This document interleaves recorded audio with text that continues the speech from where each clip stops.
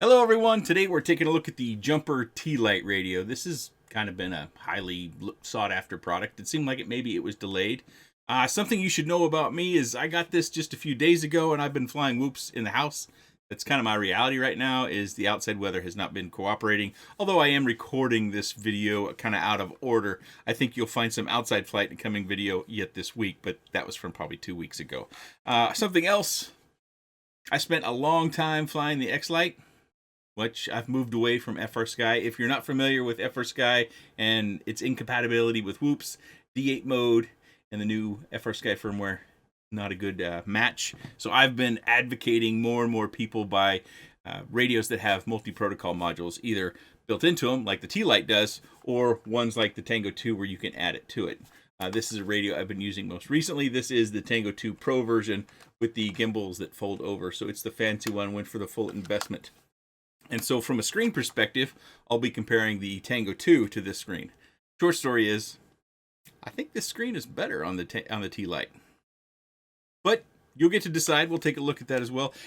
Also, another Jumper product that I used for a time, a couple years ago.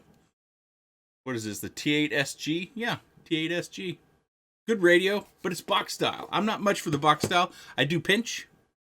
There's some form of pinching. Some people call it a hybrid. Call it what you want. My fanciest radio is this TX16S. Ooh. Yeah. This is one sexy radio. I actually haven't used this. Not really my style radio. It's big and blocky. And the thing that I noticed about, at least for me, the radios are narrower than our shoulders are. And so in order to put my hands on them comfortably and pinch, like I said I do, you actually have to squeeze your elbows kind of into your sides. So it's not quite as comfortable as I'd like to be. Maybe you've noticed the same. But when you have that sort of game style controller, it angles your elbows out naturally so you can rest your elbows at the side. You don't have to squeeze them in. Maybe that's just an old thick guy thing. But this one has that same sort of shape to where you can comfortably control them without getting your elbows in there tight. You just kind of sit and relax. Maybe you rest it against your chest or your stomach. But the Hall sensor gimbals on this are very nice. They feel very good. Very comparative to the Tango 2 gimbals, although the stick ends on this are better. But, stick ends, they can be purchased. This is only $76 with the 4-in-1 module. Now, there is another version available that is the CC2500. So you need to check to make sure the protocol you want to use is the radio you're selecting. I would highly encourage you to go ahead, if you do bind and fly, or if you're transitioning, to get the 4-in-1 module version that does come in at $76, because that will help you in transitioning from some radio protocol to another one. Or if you buy bind and flies, we have seen in the past where a particular version of bind and fly with an onboard receiver will come out first and then the other protocol versions come out later. We've seen that. So you could be an advantage to being able to fly all sorts of different protocols. And this is really compact. Probably one other thing you want to know about it being compact is, yes, it does have a removable antenna. I do wish it was recessed. We saw that on a radio not too long ago. I don't remember the model name, but a recessed SMA would be awful cool, because that means that you'd be less likely to break it off if you're putting your package.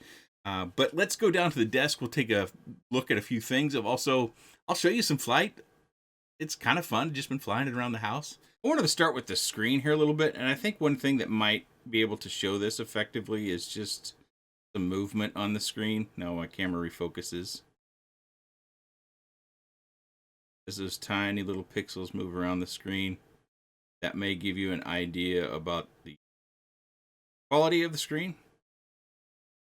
Now let's do the same thing with my Tango 2. I think the Tango 2 has a nice screen, and don't get me wrong. You can see there we've got some rolling. Let me clean this real quick. Let's move it around.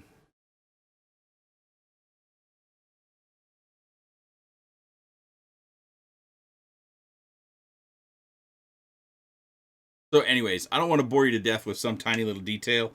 I think the screen is actually pretty nice in this unit. I was pretty surprised by that. I did not expect to see such a high quality screen. Maybe it's not a high quality screen, it just looks good. But to me, looks good usually indicates it's high quality. So I think for most of you, there's no point in going over all the switches and buttons and what they do. Now, if you're a new pilot and you're wanting to start out with this radio, I can understand that, but you can see a full graph on the product website of all the different switches. I think the main features you want to look at are where they are and whether they're 2 or 3 position switches. So we have 2 position switches at the rear and 3 position switches at the front port of the switch area.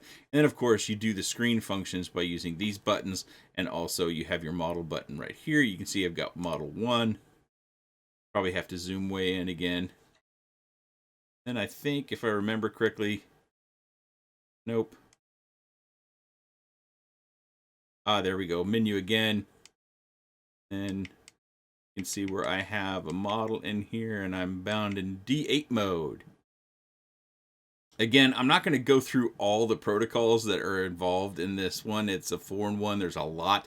Look at the product website and make sure it matches what you're wanting to do. Mainly, people get worried about doing DSMX, FrSky, D16, and D8 mode. Also, FlySky and the 2 different FlySky protocols. And then there's Futaba in there as well. And a number of others for like Bang toys and other protocols you might get for other quads. They're all in that 4-in-1 module. So if you have a question, it's best to check the list, but it's very likely that if it's at all popular, that it's covered by the chip that's in the 4-in-1 module version of this.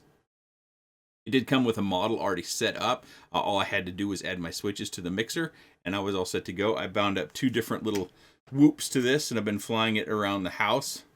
This one's got some bent motors, so if you notice in the flight footage that I'm showing you for fun, and it wobbles around, this one's been kind of hammered. I think I've got 1 or more bent motors on this one. This one still flies pretty smooth. I'm going to turn this off to save battery. Probably can't see that on the screen, but it does the typical OpenTX where it has the buttons that march across, or the little bars that march across the screen, and then it turns off. It does the same thing for turning on. It uses an 18650 cell, which I've got here in the back. Let's see if I can get that open without... There we go. 18650 cell pops right in there. It was kind of alarming. It seemed like some legalese, all the warnings that you get in the box. I stuck the stickers to this. It talks about warning and fire and don't put it in backwards and all the typical things on here. There's also a sticker that comes. One of these came right on the battery tray. So make sure you put your battery in right is the short version of all these different warnings. Also across the top, we have our USB port up here. When the radio is off, you can see that it's got the blue light, and so it's charging your battery. And when you have the radio turned on and you plug in the USB port, it asks you what you want to do. Are you using it as storage or as a joystick? Obviously, the speaker is located right down here. That could be an issue depending upon how you hold the radio, that it could get covered. I don't really know. I don't know. This is where the speaker is. If your hand might reside there, that could be an issue. I don't know how you would be holding the radio to cover that area. Maybe if you had really long thumbs and part of your thumb pad rested here, or maybe really short thumbs. I don't know. No SD card comes with the kit, so you don't have any of the sounds loaded with it. So all you get out of the box is beeps.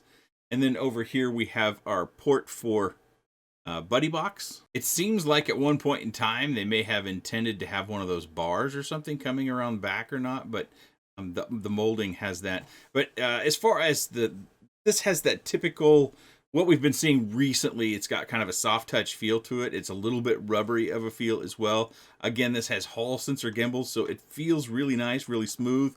The springs aren't especially loose, nor are they especially tight.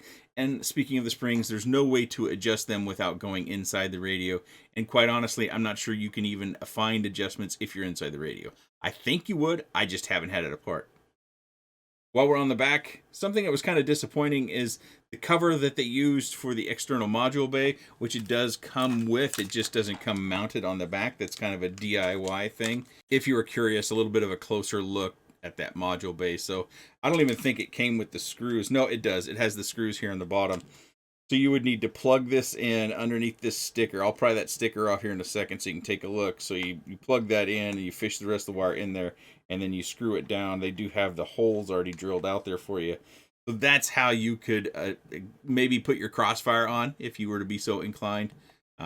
Little bit clunky there, and especially with this sticker. Let me get that off. Okay, so now I've now got the sticker. Hopefully I've got enough light where you can kind of see that connector down in there, and it actually reveals the other 2 holes that we have for this little module that would need to be connected in order to be able to use that as a bay. That's probably the most disappointing thing about the radio is the external module bay, but it's doable and it was thought of. ahead. I just would have preferred that this be some sort of like rubber plug, something a little bit more clean. I get it though, it's a $76 radio. That's just kind of one of my big drawbacks, you know. It's not even a big drawback. It's just one of those things when you're so happy with the product and then there's one little thing that kind of makes you crazy about it. This is my little thing. So like I said, I've been flying this around. I've been having fun with it. I think this is very likely. Don't ask me for my Tango 2 or any of my other radios. You're not getting them. But I have been transitioning to this. And this feels substantial. But one of the things that I find annoying is the thumb roller. I have a difficult time because I am switching between the different models that I have. Kind of, and one flight session I might do that. But I find this a little bit quirky and a little bit of a nuisance to work with. I just need to learn these button layouts a little bit better before this will become much more native to me. And this is much, much lighter. Speaking of the weight, let's do that. Let's weigh it. So the T-Lite weighs 247 grams. My Tango 2 with the external module weighs 393 grams. The X-Lite that I used for all those many years weighs 377 grams. And the T8SG with its battery, it's probably got some big battery in it, weighs 426.5 grams.